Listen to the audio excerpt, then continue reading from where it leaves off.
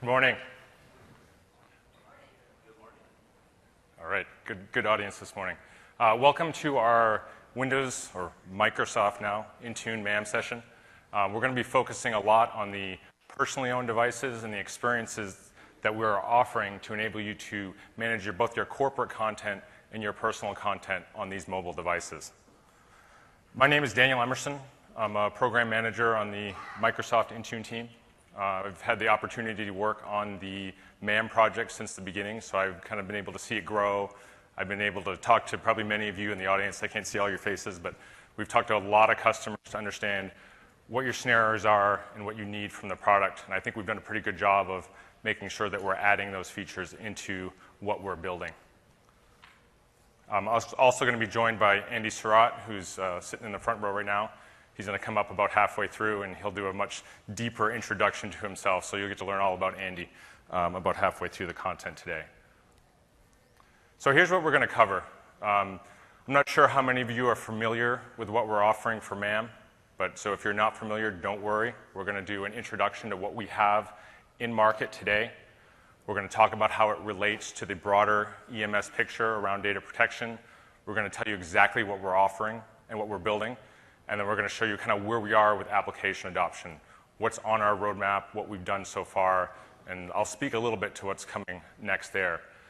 And then Andy's going to jump up here and kind of give you a much deeper dive on some of the scenarios you saw in the keynote, where we talk about how we're going to take the baseline of mobile application management and move that forward, really addressing some of the feedback that we've gotten from both IT pros and end users through your companies.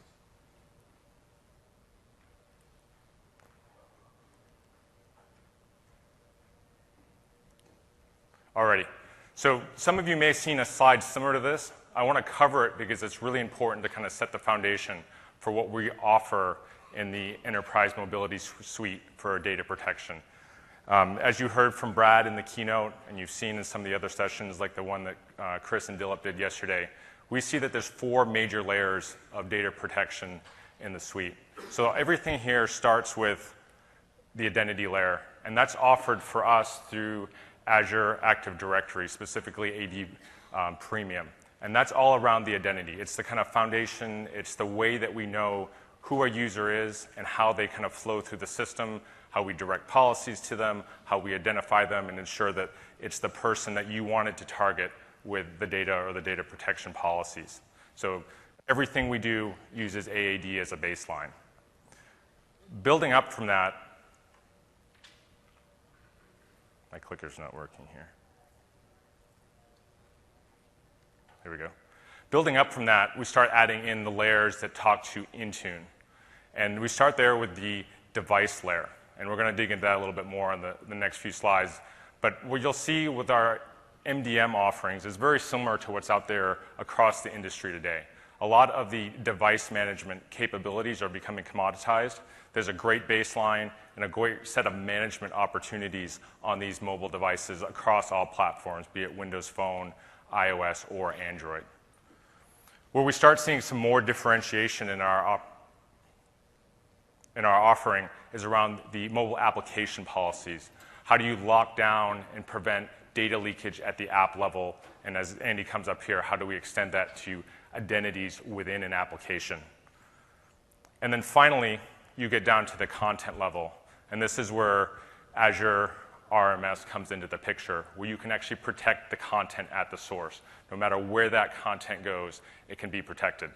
We see these as part of EMS as a combined offering that it's complementary to each other. Based on the conversations that we've had with customers, there's a need for every one of these pieces, and they work together to make sure that regardless of how your data is accessed by your end users, we can protect it. Okay, so this one, I'm going to ask for a little bit of audience participation. You don't have to talk. All I'm going to ask you to do is raise your hands. What we tried to do is compile the why. Why do you need this app layer? Why do you need mobile application management? And so what I did on this slide is I compiled a lot of the key themes that we've heard from customers. So as I go through these, if this is something that resonates with your company or something that's important to you, go ahead and raise your hand so we can do a fact check in the room and see how close we got to things. So the first one is with this proliferation of these mobile devices, everybody's got a tablet or a phone, or even sometimes those crossover devices that are laptops sometimes, and sometimes they're a tablet like the Surface devices. The company data is getting onto those devices, and there's a huge risk of that stuff leaking out from those devices. If they're left in a taxi cab, someone picks it up off a shelf when you're using the restroom or something. So there's a key need here for IT pros to be able to protect the data on those devices. So pretty much everybody, I hope, maybe most of the room. I'm going to go 80%. So 20% of you doesn't care about data on mobile devices. So the next one is the enablement of the end user. So we're seeing a lot of folks bleeding their work and their personal very closely. We see it in our dual-use apps. We see it in the scenarios that most of us experience every day, where there isn't a set time period to the day anymore. It's not a 9 to 5 or 10 to 6. Folks are working weekends, they're working evenings, and a key driver of that is the easy access to these mobile devices. You pull it out of your pocket, you pick it up off the coffee table. It's always there, it's always connected, the work stream is always coming in. Is this something where your end users are telling you that, or you're asking your end users to do this today? Okay, so about maybe half of the room are seeing this one. Okay, so then let's look at this in the context of the other layers of data protection that we've got. So what we've seen from some customers is the device-level data protection. Those MDM controls are pretty good for corporate devices. They translate well from the desktop or the laptop world where you had maybe group policies that were kind of locking down those devices. And MDM settings translate that to these new mobile devices for ones that your company owns, and you give it to your end users for work purposes, right? So for some customers, that's enough. But what we're hearing from the end users at many of those companies is that regardless of who owned that device, because it's always on their person or it's easily accessible, they want to be able to use it for personal use. They want to check their email. They want to check the Red Sox scores, right? They want to be able to use it for personal use. And they're dissatisfied, regardless of ownership, when IT's locked down that device and it blocks their usage. Is this something that you guys have heard from your end users? So, good. Well, let's go back to 80%. So pretty much anyone that has a corporate-owned device, their end users are dissatisfied when you lock it down so they can't use it however they want. All right, so let's wrap up this one around the file level. So I think that there are a lot of very interesting scenarios, and we're continuing to do a ton of innovation in the rights management space. You saw it in some of the keynote demos that Brad delivered, where you can track your documents, you can revoke them at any time, you can give access easily to folks inside and outside your organization, right? So that gives you a great way to protect data off device, I'd call it. That's something that's floating around in the cloud, you can protect it with RMS. What we've heard from a lot of customers is that's great. It allows you to protect it when it's on disk, but what happens when it's live in the application? What happens when the user's actively editing, say, a Word document? They're copying data out of it. They want to transfer it on these tablets where they can have the full productivity experience with Office today, and they're moving data around there. The question then becomes, how do you protect the data there? And the question I'd have to you is, do you guys see that as a gap? Is that something where today you're seeing a lot of your end users doing real productivity operation on these mobile devices that traditionally was on a laptop, but now that Office is there on iOS and Android and the tablets, that they're doing productivity on the mobile devices? Oh, pretty good. I guess everybody picked this session because you were interested in the topics. So yeah, so I'd say about half of the room said that that's something that's important for their end users. Okay, so now we've established some of the whys. Kind of why do you need this? Let's talk a little bit more about it. So as of December of last year, we introduced our first public release that had support for mobile application management in Intune. And when we released that, we really focused on how do you protect the corporate data, how do you protect the ability for that corporate data not to leak across that boundary into the personal space that exists on these mobile devices. When I think about this, I think about kind of three major pieces. One, how do you manage it? Then, how do you enable that protection? And then lastly, and this is what Andy's going to dig into in a lot of detail, how do we really effectively separate corporate and personal? And as this schematic kind of shows today, we have a very bright line between corporate and personal. An app's managed or it's not managed. And as we see more and more of these dual-use apps, or what I would say multi-account apps, multi-identity apps, where there's, think about email, where you have many accounts that may be in one email client. Then the user wants to have a consistent interaction through a client like Outlook with their data. We have to think a little bit more deeply and say, look, maybe the app boundary isn't detailed enough. We need to do a little bit better. And Andy's going to talk through how we're going to solve that moving forward. Let's dig into some of the management capabilities, and we're going to hit this in the demo too, but let's start with MAM policies. And so there's a couple different categories of things that we offer through our mobile application management policies. One is the key capabilities around protecting access to the app itself. The app is the gateway into the data for your company, right? So how do we make sure that the end user that's accessing that application is that one that should have access? So we offer a few controls. We offer the ability to require a simple PIN on app launch. We offer the ability to do full credentials. So if your company's, say, username and password, or maybe it's cert-based, it doesn't matter as long as it's supported by Azure Active Directory, you can require those full credentials on app launch. And then finally, making sure the device is in a healthy state. So today was what we check on, or you can check on app launch, is the ability to see if that device is jailbroken or rooted before you allow the end user to access into the device. The next category is around the data transfer within that application. How are we protecting data that's moving within the app and across applications on these mobile devices? So we have a series of policies, and let's go through those. So we have the ability to control backup, so local file backup. So if you're on an iOS device and you connect it to iTunes, we can control that. Or cloud backup services like iCloud, or the Google Drive backup services that are available on Android devices. We have the ability on Android devices to control screen capture, make sure that the user can't snapshot information off that device. And more interestingly is the more common data constructs within those applications for moving data. So one of the ways that we differentiate is that we allow not only control for data moving out of the app, which is the most common one, but also controlling which data can come into the app. And let me digress a little bit and tell you why we think that's important, and some of the scenarios we've heard from customers on why controlling incoming and outgoing data independently is important. So consider the case you have various classifications of apps in your enterprise. Maybe you have the high business impact apps. So a good example here is if you're a healthcare company, maybe these are the apps that connect to patient data. So they're an EMR app, or they somehow have access to patient data. For those applications, what we've heard is that many customers want to completely lock them down. No data in, no data out.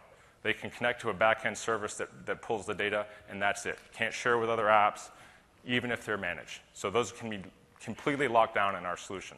Let's go to the other extreme. Let's say you have a campus maps application, one that kind of helps your employees that are maybe new to the company or guests that come onto your premises. They helps them get around, right? And so for those applications, it's not really accessing any sensitive data. It's all public record, the addresses of the buildings, maybe directions or maps of the campus. And for those ones, you may want to be able to allow data to actually go out. It's a managed app. It's one that you put down there on an end user's device, but you don't really care if data leaks out of it because there's nothing sensitive there.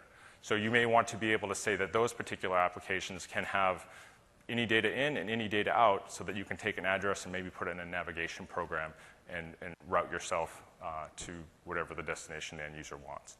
And then, there's various permutations in between where you may want to allow data in from anywhere and only control the out to other managed apps. That's our default. That's the one that we've heard most consistently is important to customers. We also, as you've seen in many of the demos this week, and probably some ones from our previous conferences, we also control copy-paste, making sure that data that is transferred between apps is protected. You're going to see some of the innovations there that we've done in the multi-identity space in the second half, and you saw them in the keynote as well.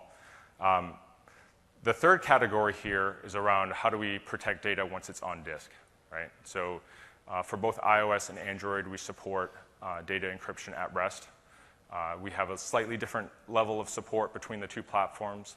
Today on iOS, we make use of the device encryption that's present in the platform. We just ensure that all application data associated with the apps is protected, regardless of how the application marks that data. On Android, we've heard pretty consistently there's concerns about the built-in data protection, the built-in device encryption, and how easily it can be compromised. So what we've done on Android is that we use built-in cryptography from the platform, but we manage it ourselves to reduce that risk profile of it being compromised.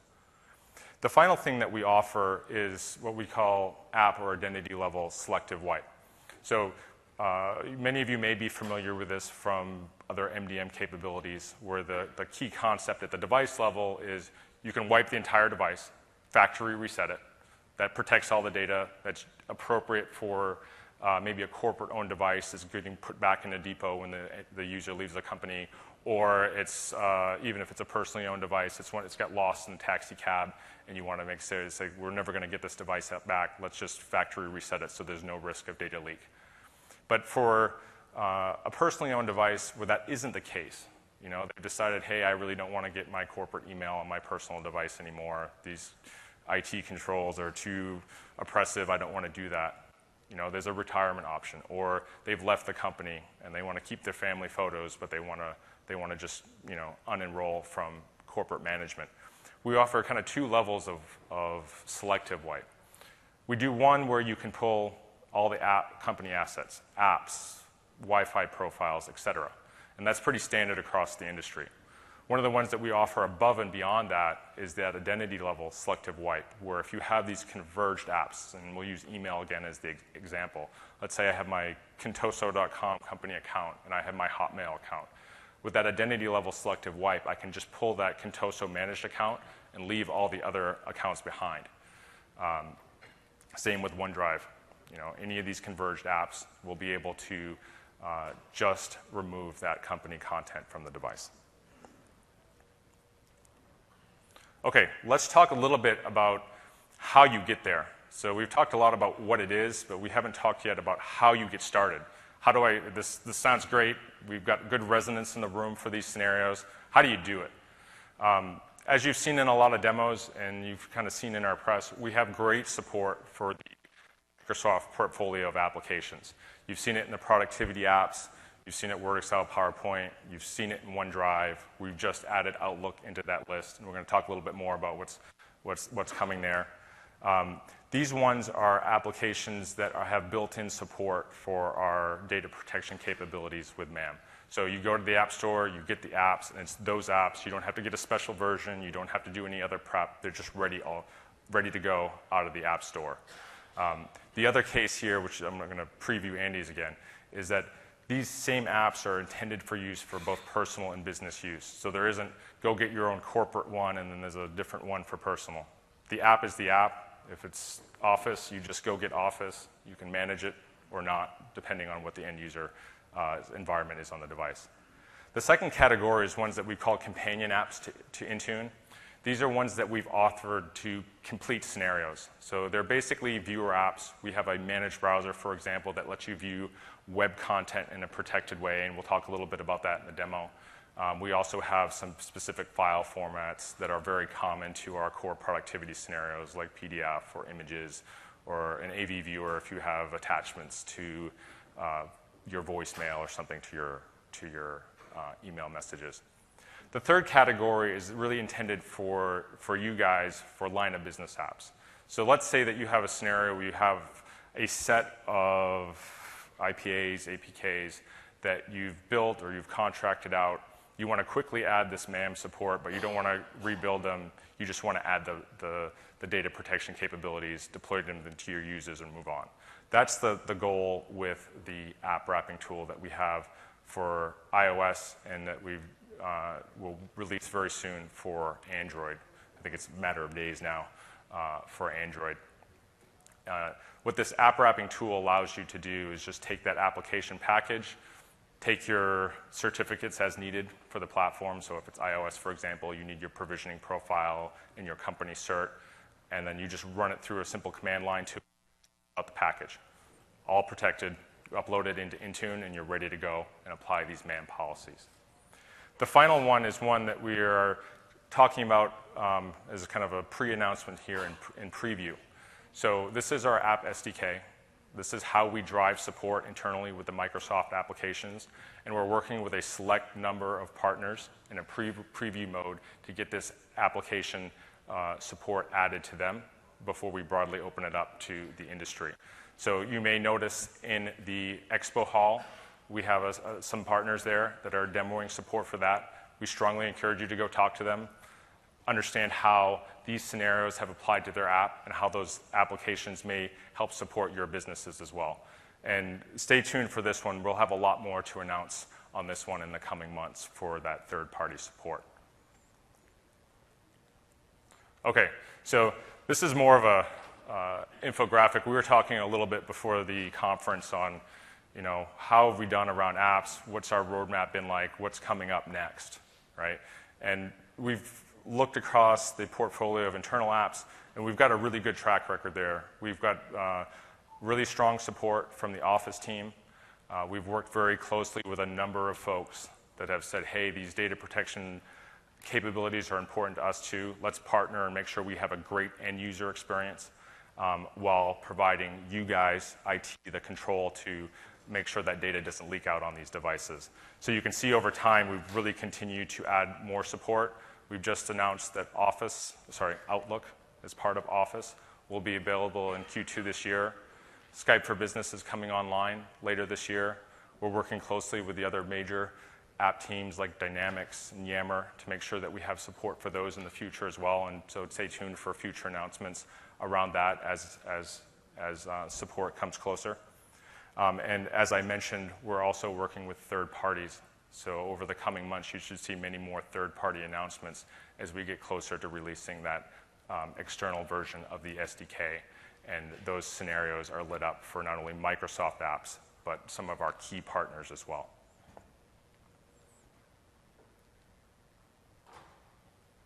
Okay, let's dive into the demo. And so before I start on the demo, I want to ask a quick question. How many folks have seen the Intune admin console or played with the MAM policies? Okay, so maybe a quarter of you.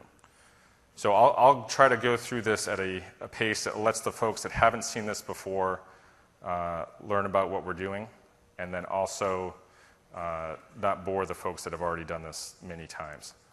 So give me just 1 second. I'm going to get my devices connected and make sure we're all on the Wi-Fi. All right, connected.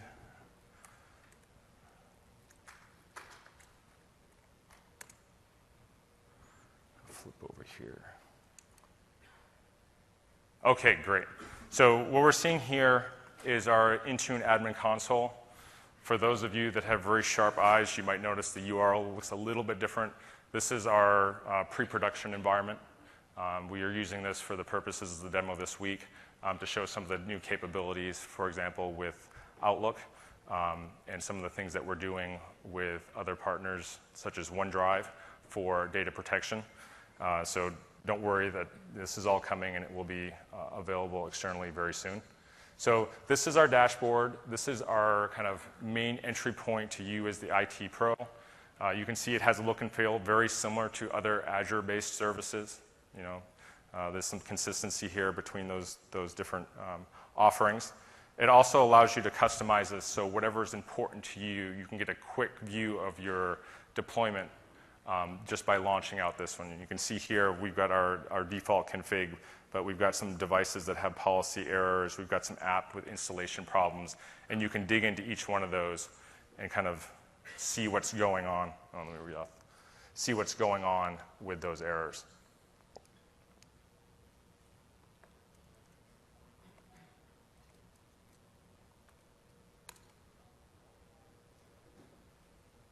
You can see here on the app installation errors, we've had a couple of deployments that have failed, one for an iOS or two for an iOS device and one for an Android device. So let's talk about MAM a little bit. And for MAM, everything starts with policy. So the primary workflow that you want to go after is create your protection policies, import your applications or reference them to deep links to the App Store, and then deploy them out via the standard workflow that we have for applications. So let's look at one of our MAM policies, and I'm going to show you this all on an Android device. So I will pull up both of the policies that we have in this sample deployment. So this is our core MAM policy, and you can see all the capabilities that we talked about earlier represented here. We have the ability to make sure that all web traffic is pushed to that managed browser, so that as the end user views kind of company content, or maybe it's intranet resources, we're not going back into the standard Chrome or Safari browser, which could leak the data. You're staying within a protected sphere while accessing that information. You can see the categories of policies we have here around data transfer or data relocation, capturing things like the backup we talked about, data coming into or out of the app, copy paste. One of the other ones that Andy's going to dig into a little bit more is that save as. This is a way that we allow you to control how an application stores data either locally or to cloud-based services that don't use the built-in OS constructs. So one of the questions we often get around the save as one is, okay, well, we have open-in on iOS, for example, and that helps us control data transfer. Why do we need this extra save as policy? The reason that you need that is because applications can directly connect to cloud-based services outside of those OS constructs. So consider some of our own Microsoft apps like Word or Excel or PowerPoint. They can directly save up into the cloud from within that app to OneDrive, OneDrive for Business, Dropbox today. And without this policy, there's no way to protect that content because it's not going through one of the OS-controlled mechanisms. That application is directly connecting to that service and synchronizing data with that back-end cloud store. So that's why we have that policy in place. Cut, copy, paste is one you've seen many times as well, and we'll show it again here if you haven't seen it yet. We talked about access, and this is internally we call this conditional launch. This is the one where you can specify the PIN or the device credentials as well as that device health check. You can also see here we have a couple different timer values to make sure that you can make the right end user experience for that data protection. One of the things we've heard very often from end users that we've talked to is that the constant PIN or credential checks are disruptive to their workflow. It actually limits their productivity because they're constantly entering in credentials to get access to their app or their data. With this, you can kind of strike the right balance for your company and on an app-by-app basis or a user group-by-user group basis on how often you want to challenge them to identify themselves. The final category here is around encryption. And for Android devices, the screen capture, being able to say, hey, I want to make sure that data at rest or screen content can't be shared out. And you'll notice I've set the block screen capture here to no, and there's a good reason for that. For some Android devices, this actually blocks our Mirrorcast or Chromecast support because it treats it as a screenshot, and it doesn't allow you to do that. So I've actually turned it off in this policy so we can show you it on the device today. All right, so that's our core MAM policy. There's a second policy I want to show you, and it's very simple, but this is the one for our managed browser. So on top of the MAM policy, which can be applied to any of our enabled apps, including the browser, we have some specific settings that allow you to control what data or sites that the end users can access. And we support kind of two modes of this. One is an allow list. Let's say you have a kiosk machine or you have you have a company portal on your intranet that you want your end users to do. You could only allow that one site or set of sites. And then any web traffic within that managed browser would only be able to go to that site. The opposite is the block list, and that's what I've set up here, where it says, hey, there's certain sites that you don't want your end users to go to, right? And you can explicitly identify them. You can see we have some wildcard support in here as well, so if you have certain phrases that you may want to block, you can do that as well. For the purposes of the demo, I blocked a couple of our consumer sites because we've got, it makes the end-to-end work out for me. Okay, so let's go to, we talked about the policies, let's go to the app level. So this is our app catalog in Intune. And you can see we've got a whole bunch of apps here, some of which are app packages, what we call side-loaded, some of which are references or deep links to store apps, etc. Let me pick one of the ones that goes out to this device so I can show you how it works. Let's do the managed browser. So I mentioned before the ability to apply policies is tied into the existing workflows we have for application deployment. So that's what we're going to show you now. So you go to your apps, you hit manage the deployment, same as if you were going to deploy it. And for these applications that are enabled for as policy support, you're going to see a new tab here. So you'll see your groups, you can say who gets the apps. You'll see how you deploy it, whether it's required or optionally available to the end user to choose to install themselves. And then you're going to see a new tab here that says what policy do you want to apply. And you'll see that this is, you can choose a different policy for each group that you determined to deploy that application to. So scenario here is maybe your engineering department gets a fairly locked down policy, right? We don't want them sharing the company secrets out to the world. But maybe your marketing or your PR group needs to be able to share data out to social media apps. It's part of their job role. So those PR folks maybe should be allowed to share data from managed apps such as PowerPoint out to Twitter or Facebook to complete their job function. We give you the flexibility on a per user, per group level to choose how those application policies are applied. Because this is the managed browser, it has yet another tab that allows you to determine, again, on a per user group level, which managed browser policies you want to apply out to that application. Okay, so that's the admin console. I'm not going to redeploy that because we've already deployed it out to the device. I'm going to switch over now to the client device and show you how this works on an Android client device. Let me just log in here. So here's the scenario that we want to show you here. Let's say that this is my own personal Android tablet. I've just joined Contoso Limited. I'm an excited new employee. I've read all my pamphlets to get started. I've gotten the company portal app. I've enrolled my device. You can see up on the top here, I can't really gesture well without touching it, but you can see I've got some existing productivity apps. Some of these I've installed myself, like I'm a big email fan. I'm a big data, I share all my data up in the cloud, so I've already installed Outlook and OneDrive. My company pushed to me Word, Excel, PowerPoint, because it's part of my company license for that software. They also pushed to me those supporting companion apps. You can see the PDF viewer here, the managed browser. We have an image viewer and AV viewer as well. So let's say that I've done that enrollment. I'm all ready to go. I want to start accessing my files. So I'm going to go into OneDrive as the start for my productivity experience. Oops, I've got a pin here. I haven't seen that before. That's because, as you saw in the policy, we've required an additional authentication prompt to get into that app. So I'm going to just enter my PIN, which is a very secure password. Don't tell anybody. And you can see all my personal files are here because I've previously set up this device to use my personal account. But now I'm in my corporate world. I want to add my OneDrive for Business. So I'm going to go through here. I'm going to add an account. It's going to do the kind of back-end work to figure out who I am. I'm going to put in my password.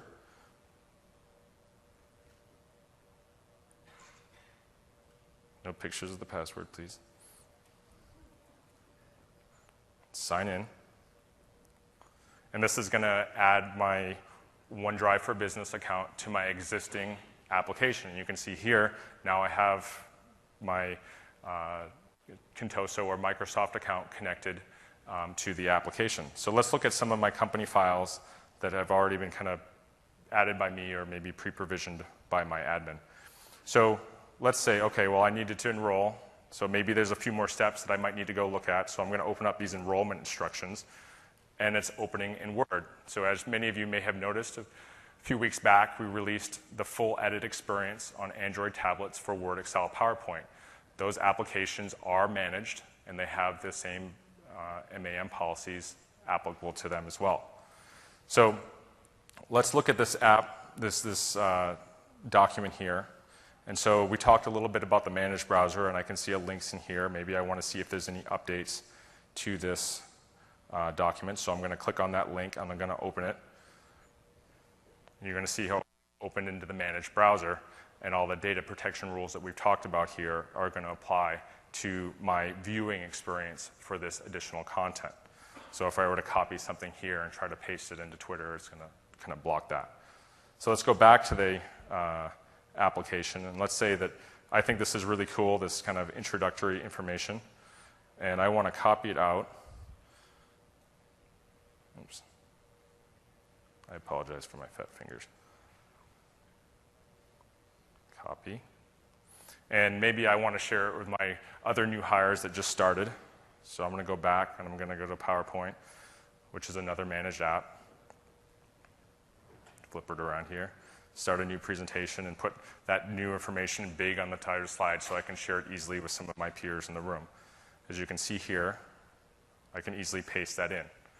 So let's say I'm a really excited new employee, and I want to tell all my friends that don't work at Microsoft/Contoso about what I've done. So I'm going to log into Twitter, and this is obviously using a personal account, and I'm going to say, hey guys, look at how I can enroll in Intune. And that's saying, oh, well, I could paste that. But it's not allowing me to paste anything because this is a personal app, and that data that I copied from the managed app is protected. So I'm not allowed to do that.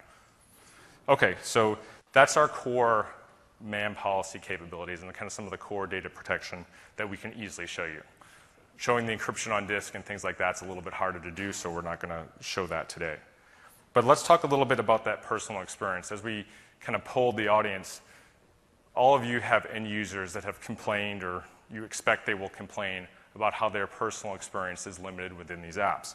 So let's go back to OneDrive, because we noticed that I had a personal account in there as well. I'm going to go to my files, and maybe I'm a big Xbox fan and I like Forza, so I wanted to check out the manual and see how that works. So I'm going to open up this Forza manual, and oh wait, I had PDF, Adobe PDF on here, but it opened up in this managed PDF viewer. I'm not sure why it would do that, because that's my file, that's my personal file, but now it's being controlled by IT, and that's not great. But okay, I can still view the content, I can still scroll, so maybe it's okay. Let's say I want to go click on this link and learn a little bit more about some of the links between Forza and Top Gear. Oh wait, it opened it in a managed browser, and it's told me that I can't go there, right? Well, that's kind of disappointing, because it's my content, it's on my personal OneDrive, but because I've joined Microsoft/Contoso, now I can't go get there, right? So that's a dissat situation for me. One of the things that Andy's going to talk about, and one of the things that we've been working really closely on based on feedback from you guys, is how do we make that experience better? How do we make these dual-use apps function as end users would expect, so I can have my personal experience, and as you expect, so that you can protect that corporate data? Alrighty, so that's the end of the demo. Let's switch back to the PowerPoint.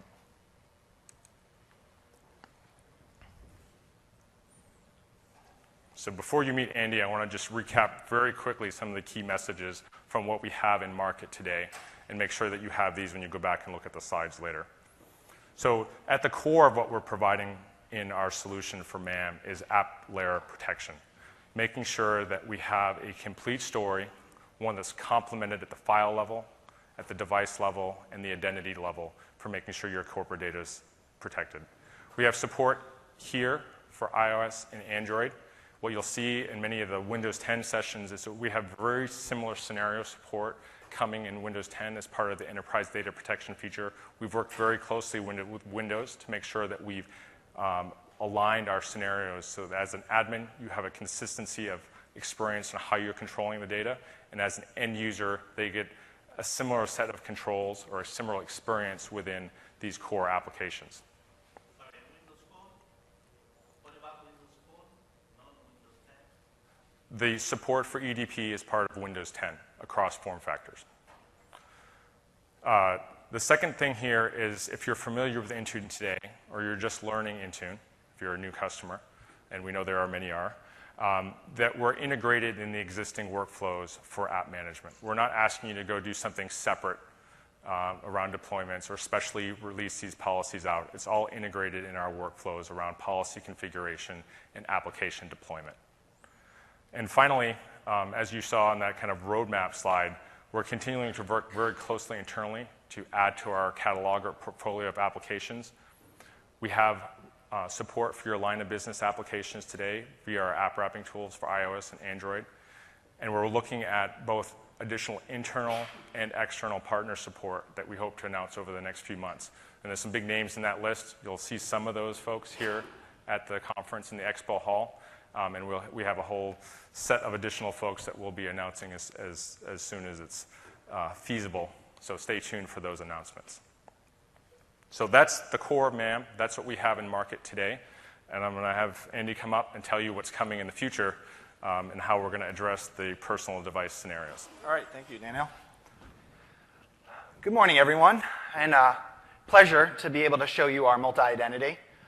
And so how many people here saw the Outlook demonstration in the keynote on iOS? All right, how many people thought that was kind of cool? Kind of? Okay, cool. All right, so let me introduce myself, or better yet, let me introduce you to the two selves. So my name is Andy Surratt, and I really have two personas, right? There's me, Andy Surratt, the father of two, husband, Boston sports fan, a big movie buff. And there's me, Andy Surratt, the Microsoft employee. And how many people are the exact same person at work and at home? Raise your hand. Anyone? No? Right. So how about these employees are the exact same? Right? No one. So really, this is an example of how every individual, every information worker, really has that two identities. That's why our Office apps have two uses. And so just kind of giving a rundown of the different types of apps you may find on a single device for those two personas. So for me, I have games, for my kids. In fact, I have way too many games for my kids. I follow sport news, fantasy sports, Twitter, Facebook, Netflix, Kindle, and all of the Office apps, right? For my work account, I have a couple of company line of business apps.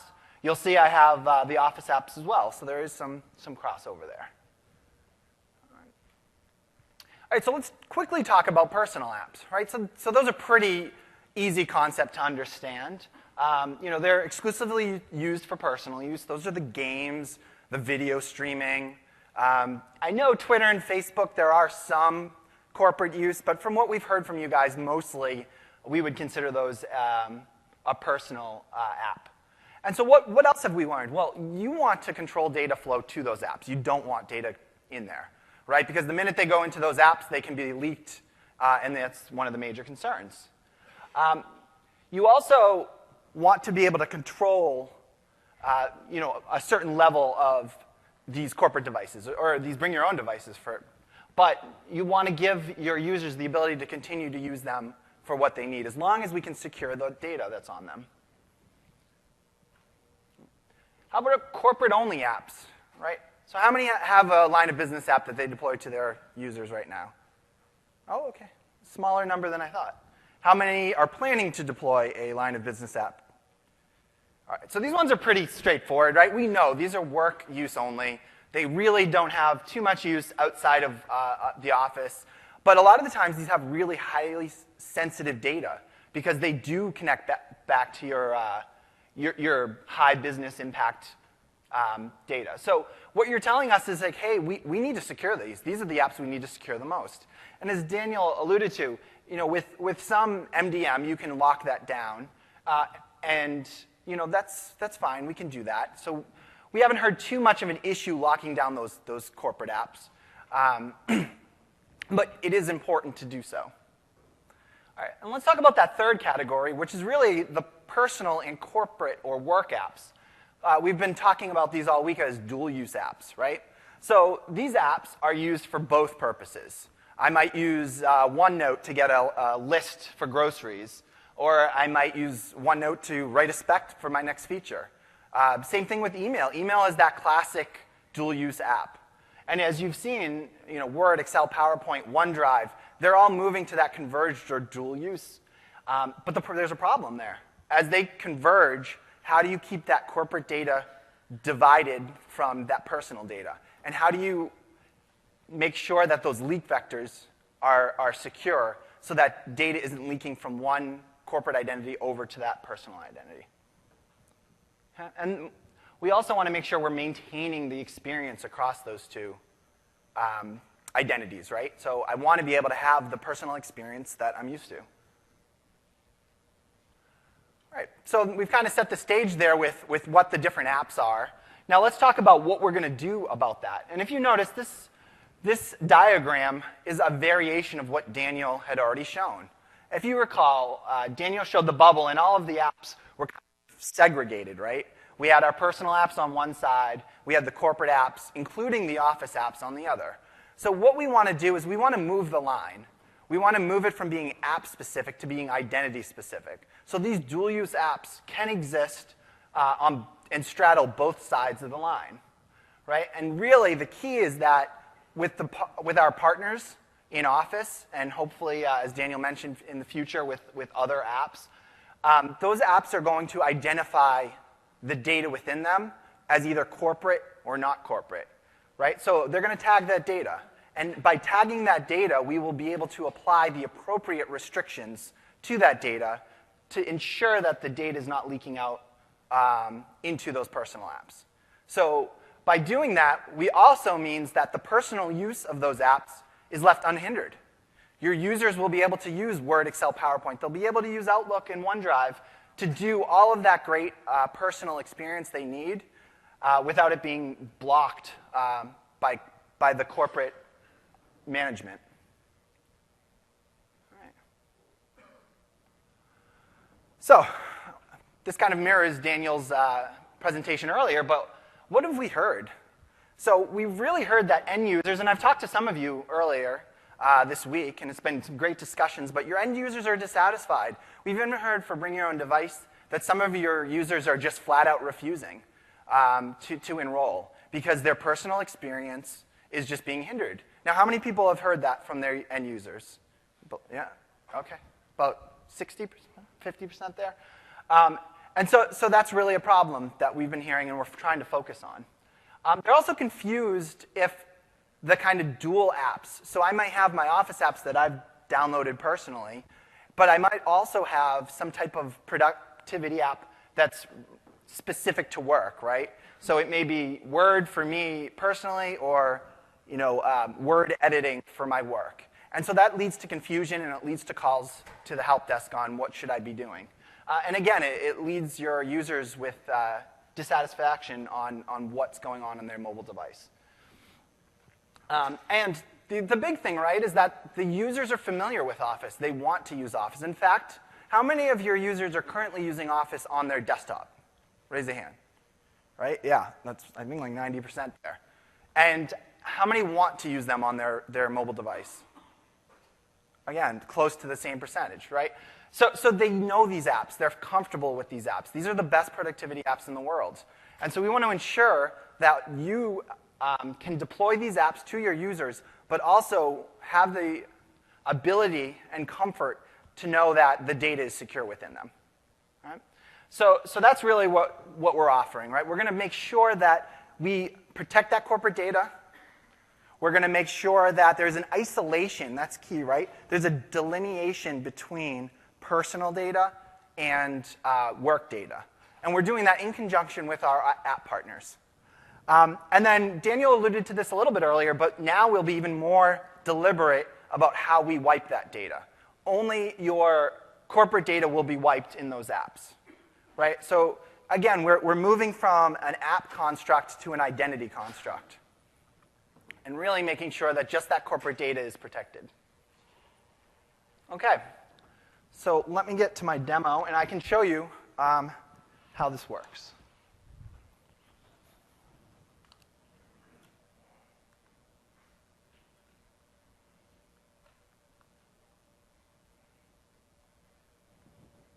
No? Hold on. There we go. Okay. So one of the exciting things I can show you today is not only does our Outlook app going to support multi-identity, but I'm going to show you our OneDrive app showing our multi-identity support. So when I start up my OneDrive app and I enter my PIN, what you'll see is that I'm actually using pretty much the same policy settings that Daniel set for his Android users. We're in the same group. And so this is broken out again with 2 accounts. So you can see I have my Microsoft account and I have my personal account. So when I'm in my Microsoft account, I can choose to open in one of these instructions. So this is the Microsoft Intune instructions. And I'm actually going to choose to open this in Word. Oops, actually, I meant Outlook. Apologize for that.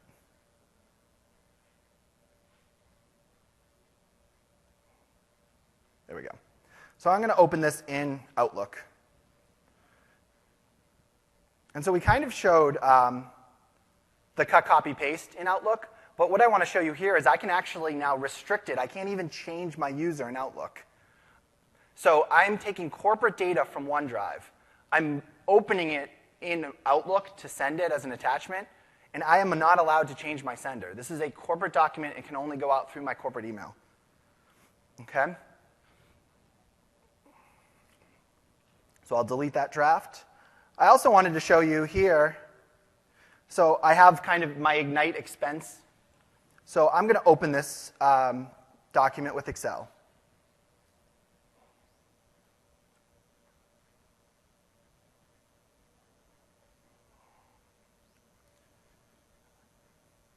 So I'm going to take a view. I might need to edit something. We're talking about the expenses. OK.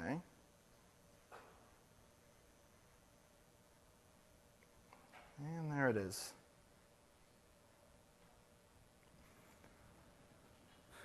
All right, so when you open a document from OneDrive or from an email, you may get, hey, it's a duplicate. You need to save it. So I'm going to go and try to save this document. All right, but what I'm going to do is, I'm just going to save it on my personal OneDrive, right? My Boston sports fan OneDrive. So I'm going to save that. And now I'm blocked. So this is that Save As feature. And this is really important. Because as you can see, we have both personal and corporate identities within these apps. And I'm being prevented from leaking that data into my personal account.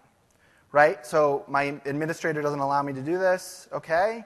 Oh, I accidentally just clicked that anyways. So what I'll do is I'll save it to my OneDrive account. And it's saving no problem. OK? So again, I'm able to save it exactly to where it needs to be saved and not allowed, more importantly, to save it. Because there's cloud backends there that Daniel brought up. We have OneDrive, we have Dropbox, there's iCloud, and there'll be more in the future. So we really want to be sure that we're being crisp and clean about the data protection. All right, so let's go back to my Outlook. We'll close that. So what if I wanted to copy? This is pretty much what you guys had seen the other day. Right? If I want to copy this, all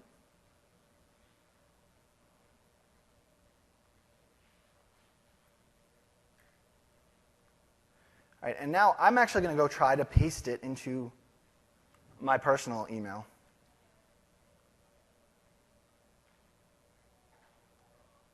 And you'll notice I can't. Okay, and just have a select all. So again, within the same app, so we've demoed earlier that it was across apps, but within the same app, within the 2 different identities in that app, I'm not able to copy and paste, keeping that data safe. All right, so earlier Daniel had shown how he wanted to get to the web, right? And so he's actually sent me an email. We're big Xbox fans, so he sent me the same email to both my accounts. And so this is my corporate account, my work account. So I go and I try to use that link, and oh, wait, a managed browser is required. So if you remember, Daniel's IT Pro had pushed down the managed browser to his device. Either mine didn't get pushed down, or I just haven't had a chance to download it. So I'm blocked here, and that's the key thing, right? So I could get the managed browser, but what would happen? It would be within a managed browser. This is a company app. And so I'm staying within the boundaries there. But if I go to my personal account, I get the same email. Right? This is bringing me to Safari. So I'm not blocked here. Whereas Daniel earlier was blocked no matter which route he went. So from my personal email, I'm able to use the device like I normally would. From my work, it's locked down and secure. Okay, and there we have Master Chief. So, yeah.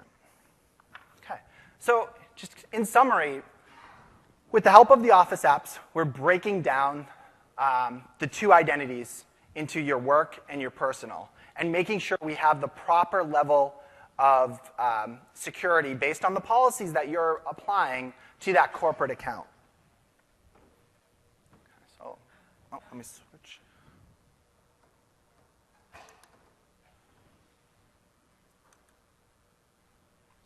All right, so a quick recap.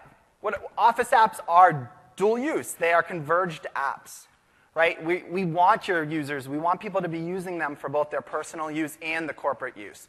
But if we do want to that, we have to give you, the IT pros, the ability to break down and secure that corporate account. Make sure the data doesn't leak out of that. So multi-identity extends the functionality we've already been offering at the app level into the identity level. So we'll make sure that corporate identity is secure. And more importantly, the rollout is beginning. I think Brad had mentioned Q2 for Outlook, so Q2 is rapidly coming to an end. You'll see the Outlook app shortly, followed by, we have OneDrive, we have Word, Excel, PowerPoint. Those apps are coming out, and be on the lookout for us to announce exactly when they're out. This is a similar strategy we had when we rolled out Intune MAM last December. So as more apps update with their cycle, they'll include our Intune SDK, and they'll be able to basically differentiate between your work and corporate accounts. And the last thing is, if you noticed, I didn't have to go to the console. That's because this is built into the app. So right now, there are no console changes. So the app will update, and it will just be able to take advantage of this really great technology that we're offering. So I've left a little bit of time for questions. Thank you, everyone. Yeah. I have a quick one. How about free identity? I'm a contractor that's working for two different companies, and I need my corporate email, and I need your corporate email, and I need my...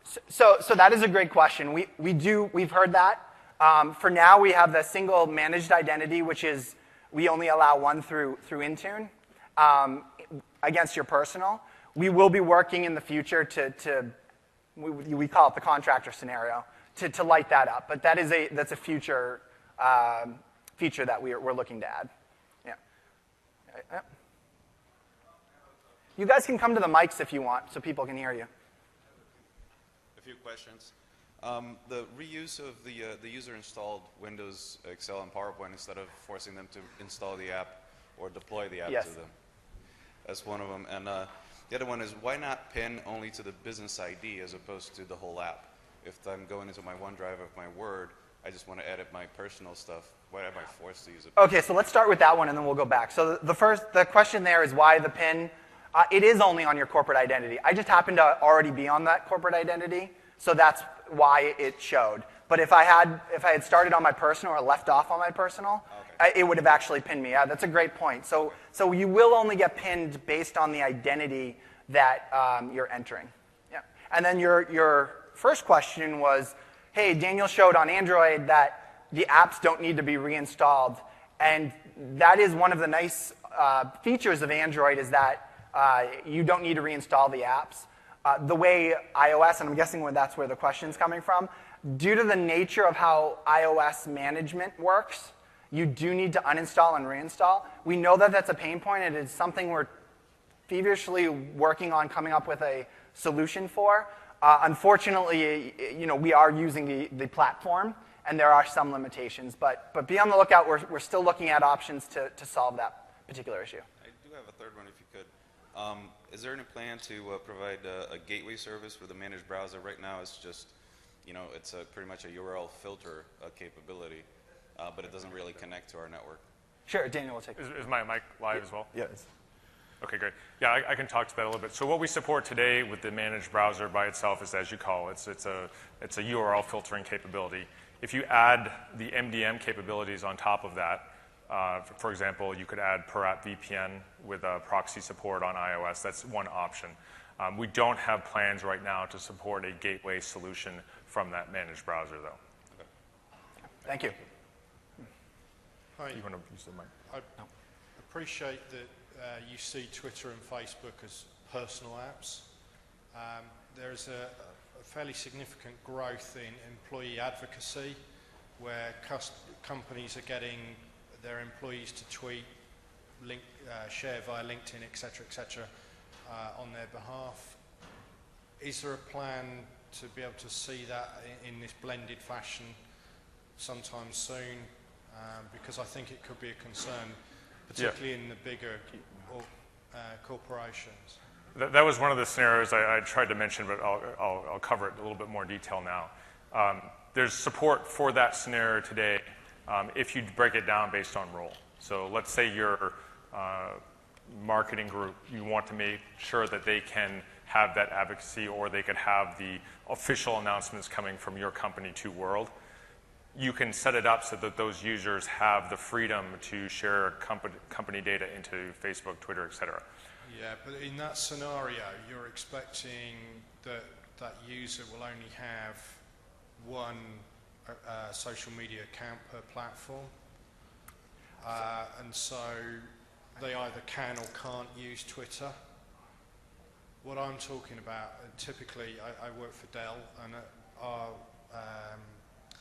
advocacy solution, or the way we approach it, is people typically have a corporate account that they tweet through, or a registered account they tweet through, so that you can, in your example, be a human and a droid at the same time. Okay, Yeah. so the model is what Andy was talking about with multi-identity, where maybe they have so I'm the looking for personal that. Twitter account and the corporate Twitter account.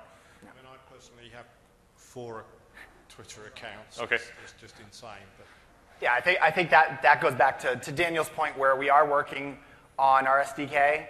We have it in preview, and I think it will be important as that is announced to let us know what other apps that are needed, Twitter being one example, and then working together on both ends, you as the customer, us as a partner to Twitter, to get an app like that updated with the SDK to take advantage of our functionality. So I think that will be coming, as we partner with more apps. Yeah. Thank you. Good day. Do you have the same features and functions of roles in the Azure compared to the SCCM version of Intune? So the question is, do we have the same capabilities in Microsoft Intune or does Config Manager have the same capabilities as Microsoft Intune? If you get the Intune for SCCM, do I have all the same capabilities that I just saw in the Azure version? Yeah, so as it stands today, no. We are working to add that capabilities to what we call our hybrid deployments, which is basically you manage everything through configuration, your single pane of glass. For any of the mobile device or mobile application management, it connects under the covers to the Intune service to distribute those policies, apps, settings, et cetera, out to those devices. That's something that's coming in the next release, but it's not in market today with Configuration Manager. If I purchase the version, do I still have those options in Azure, or do I have to buy that version also? Because there are different versions. What version are you specifically? I'm buying Intune just to add on to my SCCM client. Yeah. So Can that's I still go in Azure and make all the policy changes with that version? So maybe we should follow up offline with you, Yeah, but the short answer is you're going to want to pick a specific management authority. You're either going to want to manage it through ConfigMan or Intune. Yes. And it sounds like you want to manage it through ConfigMan, and we can talk to you about how to set that up and how to configure that. But short answer is yes. Okay. Hey, can we expect a link or SharePoint anywhere down the roadmap? Well, SharePoint today is supported through OneDrive. The backing store for OneDrive for Business, for example, is your SharePoint sites. And through the managed browser, if you want to allow access to, say, SharePoint Online, that can be protected if you're doing the web-based access today. As Brad mentioned in the keynote, Skype is coming. It's on our roadmap for the later part of this year. So yes, not yet, but yes. Okay. And that'll be managed Just like you're seeing with these applications. Yep. Thank you. Thank you. Hi. I wonder if it's possible to open other people's mailboxes, like the ones that you're a delegate for, or functional mailboxes? Or is it only your personal working mailbox and the personal mailbox? I think that's more a question for the Outlook app on kind of what they support Okay. for delegates.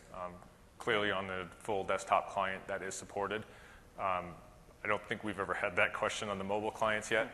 No. So No, okay. not sure. Do you have any ideas? It's a No, I do not, sorry. Yeah, it's a good question. The Outlook folks are in the expo hall, though. Yeah. If you want to go by their booth, Yeah. they should be able to give you a definitive answer for that. Thank you. Thank you. Hello. Hi.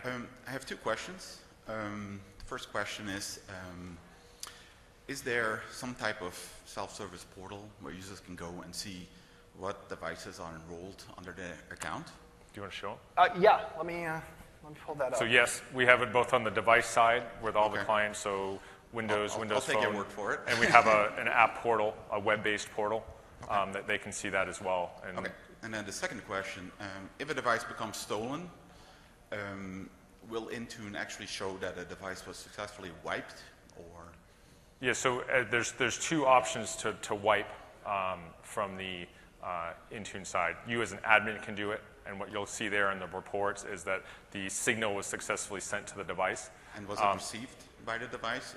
Do I well- get a confirmation back that the device was wiped? So we use like for iOS and Android as an example, or let's use iOS. We use APNS to do that, and so that we've seen that to be a highly reliable channel. Once we confirm that it's been sent to the device, Apple does a good job making sure that it actually gets down to that device.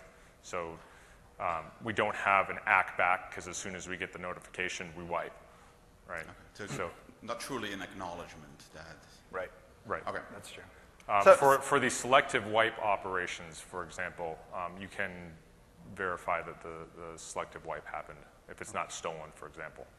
So for the here's the web portal view. You can see my devices are assigned. And then on the flip side, here's the company portal view. Let's see.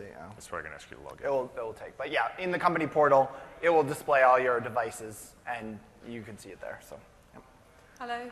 Hi. Is there some one-to-one relationship between user and device? So we have like 50,000 users, some of which have an Android and an iPad, or they may have a Windows and an Android, device as well. So Intune licensing supports 5 devices per user. Sure, yeah, but your policy seemed to be related to the device rather than, the user. So if the user has more than one type of device, So yeah, it would appear from your per- demonstration that it's a one-to-one relationship. So it's per.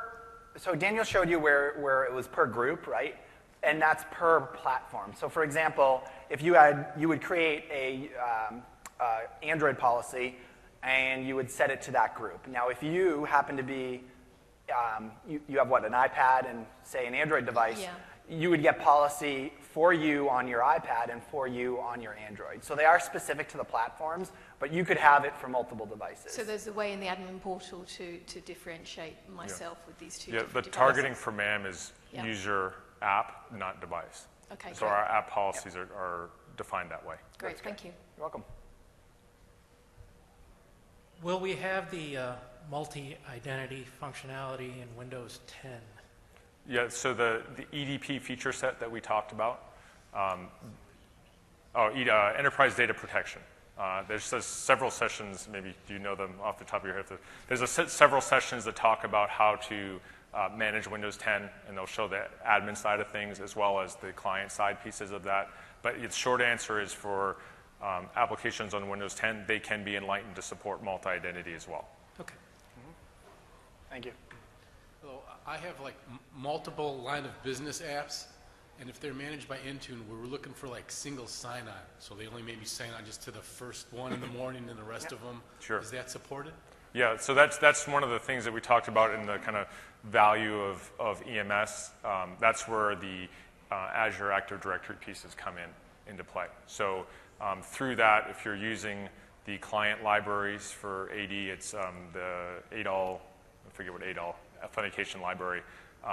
You can do single sign-on support. You saw that across the Office apps that can be used within your line of business app as well. So you sign into one, and then within a timeout value, you can sign into all of And it. the app wrapping tool makes that easier to give for the developers. App wrapping focuses on the data protection pieces that we offer for Okay. MAM and Intune.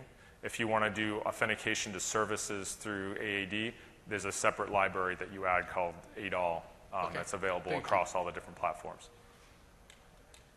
Hello. Hi. Hi. Can you use Intune to prevent syncing on non-company Windows 7 machines, Mac boards, etc.?